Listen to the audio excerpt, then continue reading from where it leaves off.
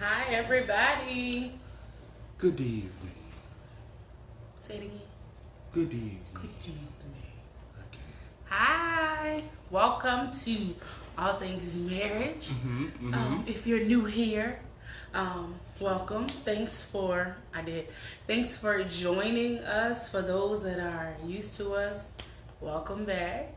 I'm Crystal. This is my husband, Derek. Yep. And this is All Things Marriage, where we talk about marriage, relationships, and dating, all of that stuff. Right. Yeah. So how are you guys doing? Right. How are you, honey? As always, we start with a howdy do of our day. Yes. How we are, kind of a check in a little bit. Mm-hmm. How we're feeling, Yeah. where we're at in our headspaces and such. Trying to make that a habit, make that a thing. So you can go first though. Yeah, I'm doing okay. I'm doing okay. Schoolwork is schoolwork. Mm-hmm. Working on getting the love conference. Just making sure everything is on point. Trying to keep up with the news. Right. Not really, but I don't watch news. For you guys that don't know me, I don't like the news. Like, I'll try to keep up with the necessities, but after that, I'm good. Yeah. The news can be a little bit much sometimes. All the time. It can be a little bit much. It's all so depressing, and people wonder why I watch anime and stuff all the time, and I do like the cartoons and the comedies and the things of that nature and stuff like The Office and Big Bang Theory and whatever, because it's stress free. There is enough stress, right? And I like stressful stuff, so that's what we differ. Like, there's enough stress in your daily living for me to not want to soak up my free time with more stressful things. I can understand especially more real life stressful things. Right, because my stressful stuff, they actually depict real life, like Chicago Med and Chicago PD. Like, this stuff happens for real. I ain't got time. But yeah, so I mean, what else you got? What else? Where are you at in your headspace? How you feeling? I'm doing good. We're doing the workout and trying to eat healthier and think about what we're putting into our bodies.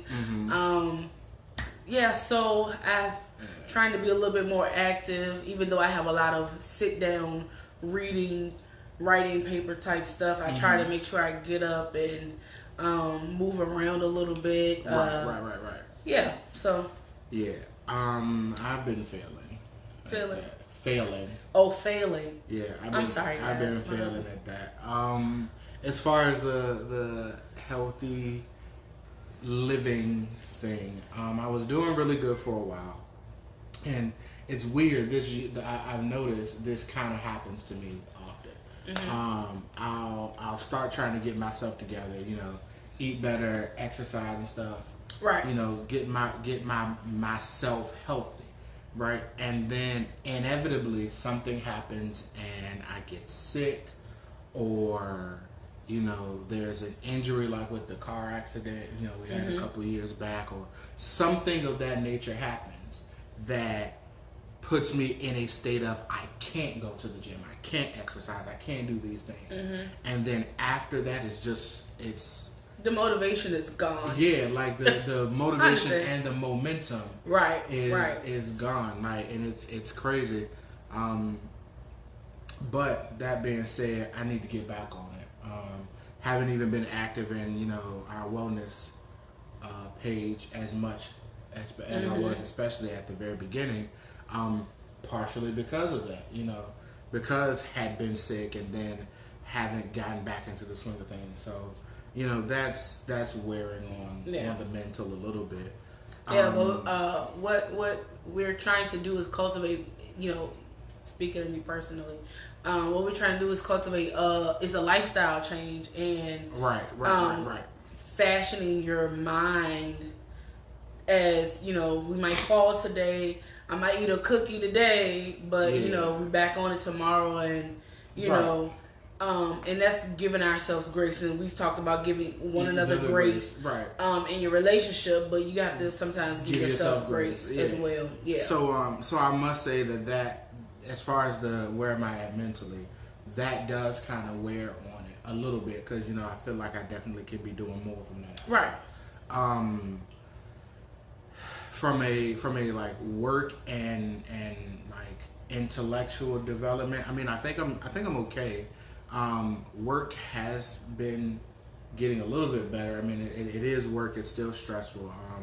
Got this one project that I'm working on, and it's been slow going for the last couple of weeks, but over the last few days, there has been progress being made. Right. So that's good. Cause I put Jesus on that thing, y'all. Oh yeah. That's, you know, cause I was just like, okay, Lord, you know. Yeah. As the wife, as the non-working partner, right. I'm just like, okay, God, we got, you know, I know you gave him the job. I know you, you know, you moved us here. It's by your grace and stuff like that. I'm not working, Lord. Put your hand on that. Thank you, amen. Right. so even not saying that your job was at jeopardy or anything. Right. Oh no. Yeah, that's the stress of it all, and just feeling like, okay, I don't see how I'm going to fix this project or make this project work. Yeah. So you know, so that's good. I mean, it's still kind of going slow a little bit, but there at least has been some levels of progress. So that's good. So that's a bit of a win. That's good. I mean, overall, if you could say like a 1 to 10 type of thing, like where I'm at mentally, as far as, you know, whatever, I'd say it's around a 6.5. You know, not great. Okay. It's I was about to say it's Wednesday. I mean Tuesday. That's what I was about to say, but it is Wednesday. Right. So not great, but I could be and have been worse. So, you know, we already discussed the physical aspect of things.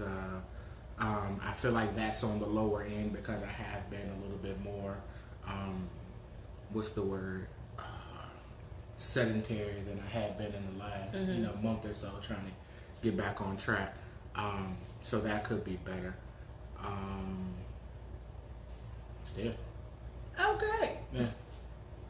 So how are you guys doing? Let us know in the comment section. We want to know how your day is going as well.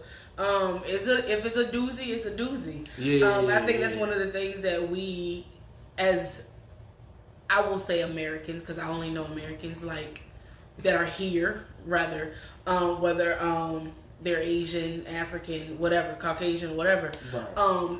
In America, as humans, right? In American society, we have that whole, "Hey, how you doing?" And it's just a "Hey." Yeah, it's equivalent to a "Hey." It's not. I'm not really concerned about how you're doing. Yeah. We have to do better at that. Like, "Hey, how you doing?" And actually waiting to hear a response, or caring to hear the response. Right. So when somebody say, "Hey, I'm good. How you doing?" And it's just like, "Okay, you good? What's going on? Tell me what's."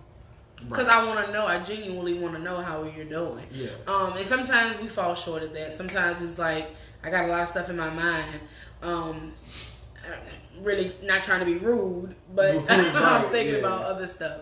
But yeah, so today we're going to be talking about why we think individuals stay in loveless relationships and marriages.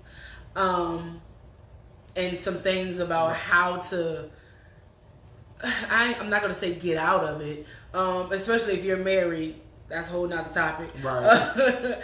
But how to improve the love or have those real conversations of, you know, why do you stay, why not stay, why to leave, or whatever. So yeah, why do you think people stay in loveless marriages? Let's just go ahead and jump right in. That's a great question. But before we do that, okay. A word from our sponsors. Us. Before we do that, of course, you know, new to the channel, like, share, subscribe, hop in the comment sections, give us some feedback, all of that stuff. But more importantly, I mentioned already the wellness group on Facebook. King's Kids Wellness. Why did my brain just die? King's Kids Wellness. Go ahead and hop on over, join that group. And don't be afraid to share. Yeah, if you're doing workout videos, share it. Share us how you work out, meal prepping. I'll probably upload our dinner tonight. Yeah, it was bomb. It was nice. So, little, tidbits and expert advice or whatever that you found that works well for you. Right.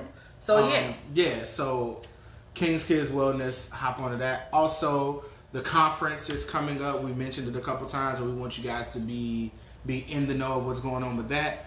Love Conference 2021. The registration for that is currently open. Yes, and the last day, bestie, for registration is November the 7th. Yes. So you have until November the 7th. Today is September the 1st. You have till November the 7th to register. Right. But, and here's the caveat to that. We have limited seating. Seaside limited. So if you wait till November the 7th, I ain't gonna call you out there, whoever this bestie may be. She's the only one that's got me. Come on, don't do her like that. But I will just say seats are limited, and so we don't have, because of COVID and how Delta is going and all that other stuff, we don't necessarily have the capacity to extend seating. So if you find yourself on the back end and there are no more seats left, I'm sorry. So all that being said, you want to register as soon as possible, as soon as you can. And I will not hush, ma'am. So I think a few people have gotten their tickets already. Yeah. And we understand you want to wait and see, Right. And we'll be coming out later with some individuals that will be participating in the conference. Right. So you'll have a little bit better understanding of who's going to be there, maybe the feel that you're going to get at the conference, whatever it may have you. But again, you have until November the 7th, and that's while seating lasts. Right. And so, again, as you said, we'll be putting out more information the closer we get to it. If you want to register, you can do that at allthingsmarriage.org/events. Yes. Again, that's allthingsmarriage.org/events. Or just go to the website. Right. And check out everything.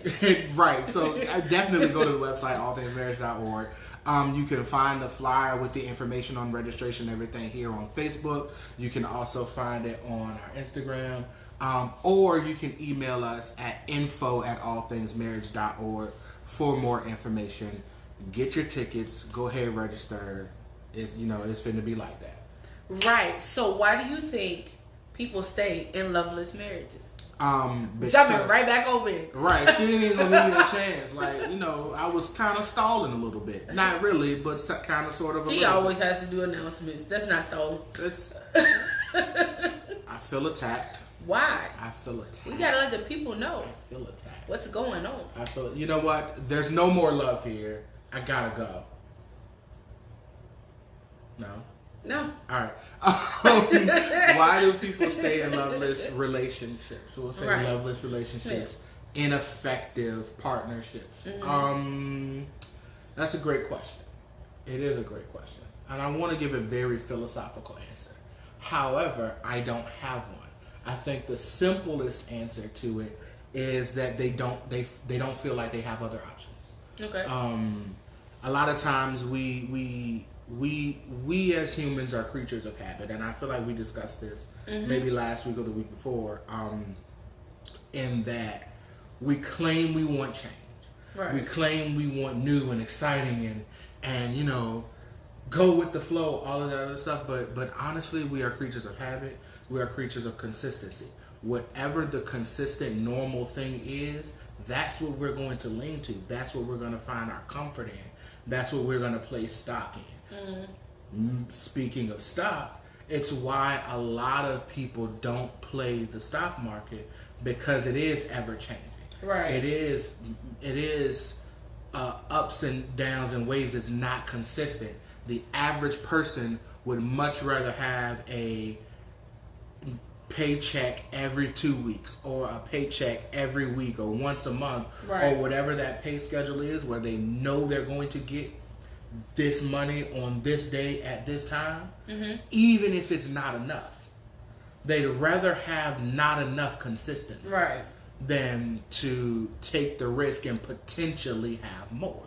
And so I feel like the relationship thing works the same way, in that if I know that this relationship, whatever the relationship may be, isn't going anywhere, but I'm used to you, I know how you operate. Yeah, it's the age-old saying, the devil you know is better than the devil you don't know. If I know that this is what you do every day at this time and whatever, however bad for me that may be, at least I know that it's coming. And so I can brace myself. And it's easier to do that than to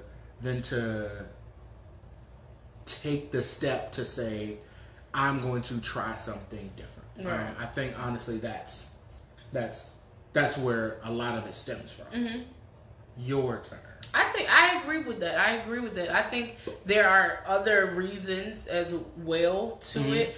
But I think a lot of the times is that. I also think for some people, they are scared of the unknown. And not necessarily scared of, am I going to find somebody else? Am I going to find love for real love? But I'm scared of being by myself. Right. A lot of people are scared. We live in a society that we always have to like be with people. Oh yeah. We have to either be with somebody romantically, or we have to be with somebody like our friends or family. It's literally the entire purpose for social media. Yeah, and that's why what social media is founded on. People get so hooked on social media because we cannot literally sit in our house with our phone off, with the TV off, reading a book. Yeah. We can't just sit and meditate and just be one with God, or and have communion with God. We have to literally have somebody there. We gotta feel like we're in the know. I don't understand why he's laughing, but all right. It's an inside joke from my childhood. I'm sorry. Maybe I'll explain it in a second. Keep going. I was about to say, but yeah. So we're scared of the unknown. We're scared of what is somebody going to say if I leave? Right. What are people going to think? Right. In certain cases, it's because we have kids together. Right. And I don't want my child to grow up in a home two different homes. Yeah. I'm really concerned and scared about what is going to happen. Right. Am I going to be looked at as the bad parent if I separate? So I think it's a lot of different things, but also a lot of them stem from under what you said. Yeah. So I was laughing because you said most of us, or a lot of people, can't just sit in the house with the TV off and the music off and and just with no distractions, just read a book, or just become one with God. I was about to say, or become one with yourself. Here's the inside joke. I'm saved. My family is saved. I'm scared. So, I was about to say you should be kind of sort of, but not really. I'm saying my family is saved. We are heavily steeped in the word of the Lord.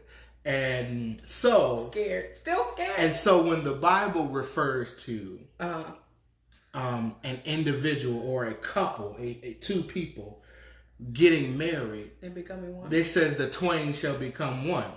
And in the Bible, becoming one or I apologize right now.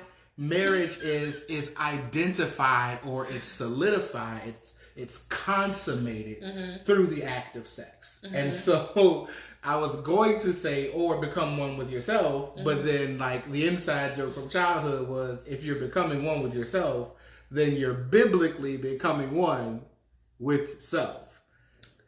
I.e., I kind of figured that's where there was going after a certain point, record playing. I apologize, thanks to God. I didn't even say it, explicitly. Yes. Okay. You did good.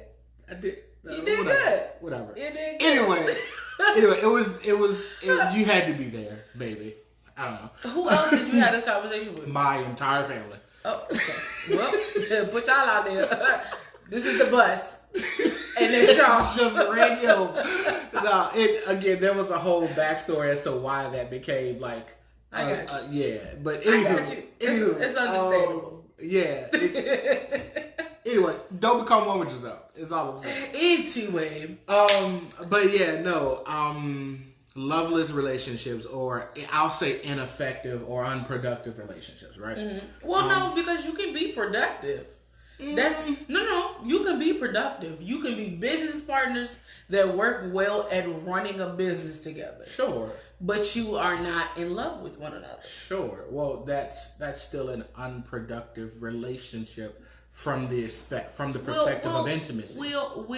From the perspective of intimacy. We'll agree to disagree. Well, there's no disagreement. Because there's a right and I'm just playing. Because we understand that intimacy doesn't just, it's not just this one thing. Yeah. We could know each other.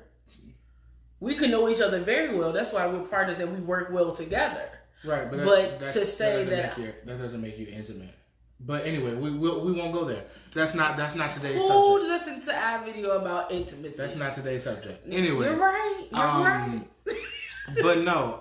So I do think that there is the consistency aspect of it. Sometimes there is a fear of what people will think. Mm-hmm. There is a fear of like the whole, like you said, the whole child dynamic.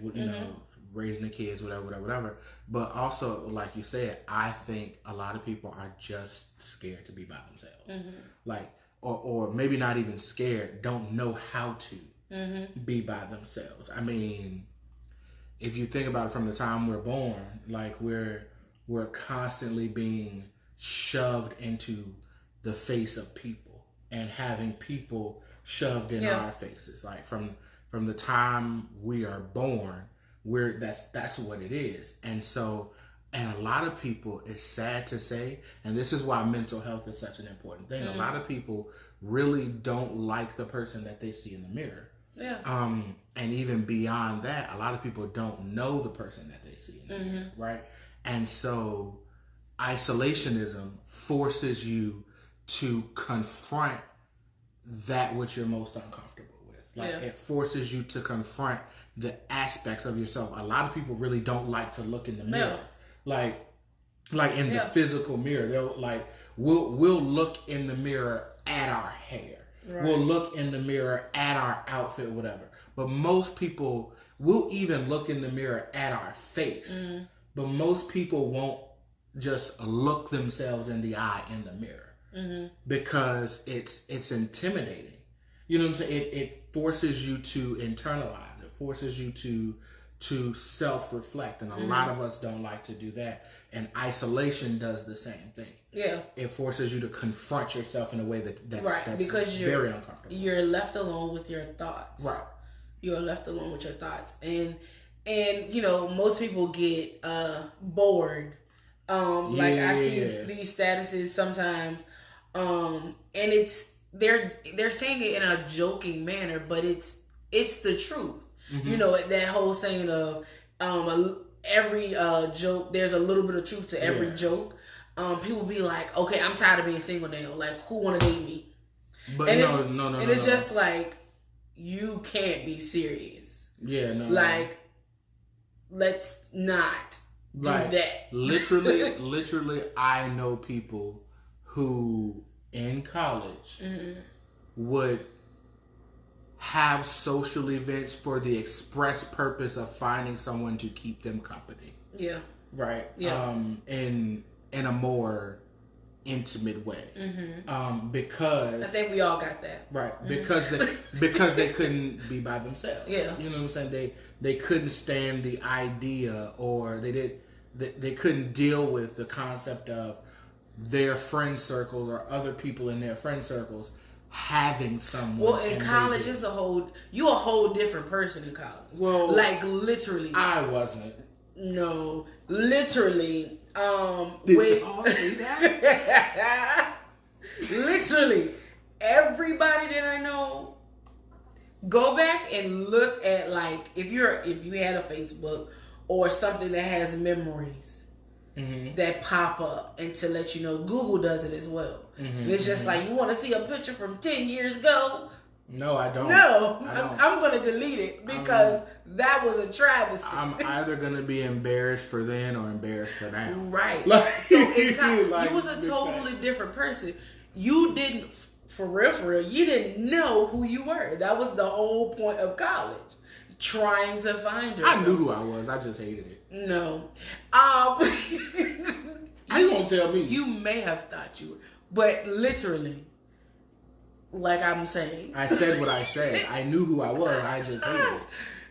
But anyway, in college, you didn't know who you were. You were trying to find yourself. And then you're surrounded by these different people. Who are also trying to find themselves. Who are trying to find themselves, and they have something that's entertaining to them or seems cool. So you're trying to fit in or trying to fashion yourself to be a part and look like I'm an adult and I have it all together. Right.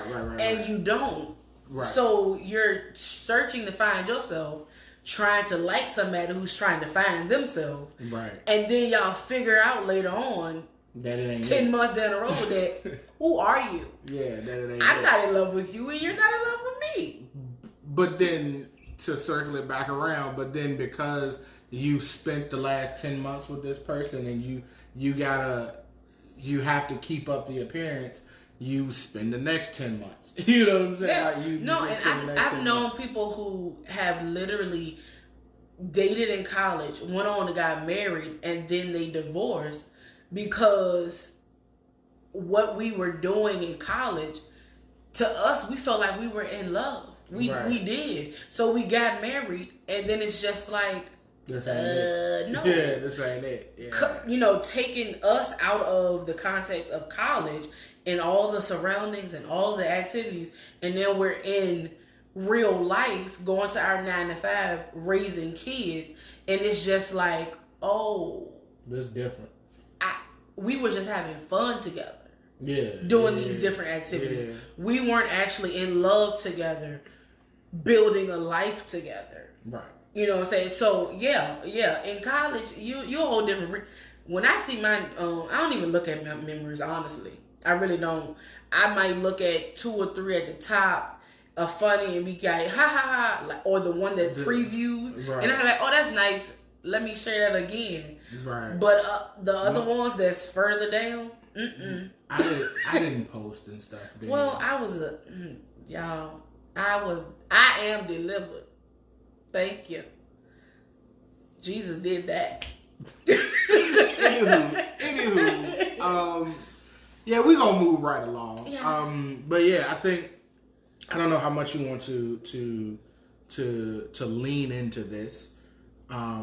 But yeah, I do think if there were a piece of advice that could be given, right? A word of wisdom to share, all of that stuff. I was gonna say something else. It didn't happen. It got poofed on. It got poofed. Yeah. But if there were an advice to give, it would be really to take some of those isolation moments and really kind of like self-reflect, right? Yeah. And take some of that time to say to identify and ask the question, like, what am I doing here? You know what I'm saying? Like, what am I doing here? What are we doing? And then here? ask the other person, what are you doing? Like, what are we doing? Is like, what is the goal behind this? Like, because that's a crazy question to ask. Right. Like, but what's the goal behind this relationship? Right. And what's the end game? One of the other ones is, do you love me? Yeah. What do you, like in the movies, what do you love about me? Right. And it sounds dramatic. Or not even what do you love about me, but why? Right. Why? It sounds dramatic. It sounds like, okay, you're doing too much. But I would rather do it when I feel the feeling or I recognize that something's not quite right here. Right. What is it? After I've had my come to Jesus moment myself, and having that conversation with you instead of 20 years on the road, and I done faked the funk. Yeah, because truth be told, if you are in a relationship of any sort, and you sit down and you ask yourself the questions, or you ask your partner the question of where do you see this relationship going? Like, what's your vision for this relationship over the next 10 years? Yeah. Over the next 20 years? Yeah. Over the next 30, you know what I'm saying, and so on and so forth. Chances are, and since we're talking about intimate relationships, chances are, if that person cannot or does not have a vision for their relationship, over time, chances are it's a loveless relationship. Yeah. Right? Because love does two things. Like, as the Bible says, love covers a multitude of sin, but also love is vision. Love is preparation, and love is purpose. Right? If there is love, then there is also purpose. You know what I'm saying? If there is love, then there is also destination. It's not just journey, but there's destination. Because let's put this in the context of something physical, you know what I'm saying, or something more natural. If I am an athlete and I love my sport of choice, I'll say football because that's what I played. If I'm an athlete and I'm a football player, I love football, then I am dedicating my time to football. I'm dedicating my thoughts to football. I'm putting my energy into it. And I am expecting football to return something to me. I'm expecting that at the age of 5, I'm like, I want to go to the NFL. I want to play professional football. And I love this thing. And so I'm putting all of my energy into it, expecting that at the age of 18, when I'm graduating high school, I have collegiate prospects. And within the next 4 years of hitting 18, so somewhere between 18 and 22, I have NFL scouts looking at me, and I can declare for the draft, and I'm projected to go number 10 overall. And I'm looking at signing it. You know, there is a pathway and there is a goal there because you love that thing. Yeah, because he was about to go real deep into football. No, I wasn't. But because there's the point. I know you were going to a point. Yeah. But you cut yourself off because you were about to go down into football. And then he probably realized that he was talking to me. Touchdown. That's it. That's all I got. Well, the point of it is, if you love a thing, then you have a vision for you and that thing. Yeah. Right. Whatever the thing, if the thing is another person, you have a vision for you and that thing that you love. Yeah. And you want it to go somewhere. And what happens with the athlete is, oftentimes, more often than not, you realize that football doesn't quite love you the same way. Yeah. And that sounds rude to put it like that. But you realize as you're getting into high school and you're trying out for the team, and you may not have made the team your ninth grade year or whatever, and then you get in and you finally make it to varsity, but you're the third man in the lineup. And then that means you have no collegiate prospects, and you want to go to college, but you got to be a walk-on, and you start to realize that you want to be the first man, right? But you realize that the sport doesn't love you back, not quite the same way. Yeah. And so now you have to change your relationship with it.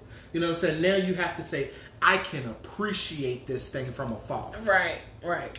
I may even can admire this thing, but I cannot love it like I wanted to, or like I thought I was going to, because it doesn't love me back. Right. I need to convert that love. I need to take that love and place it into something that's going to love me. Yeah. Right. Yeah. And so then you have a career change. You know, then you change your major in college. You know what I'm saying? Yeah. You change your major or whatever the case may be.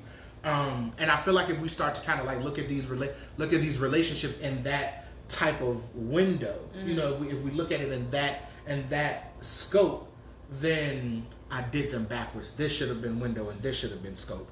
If we look at it from that perspective, help me. Oh, whatever. then we can kind of really start to identify when we're in these relationships that are essentially going nowhere. Yeah. That have turned into loveless relationships. When we can honestly get to a point where, and this is not just even in relationships, but anything in life, with a job or what have you, when we can get to the point and we can say, okay, this is not working.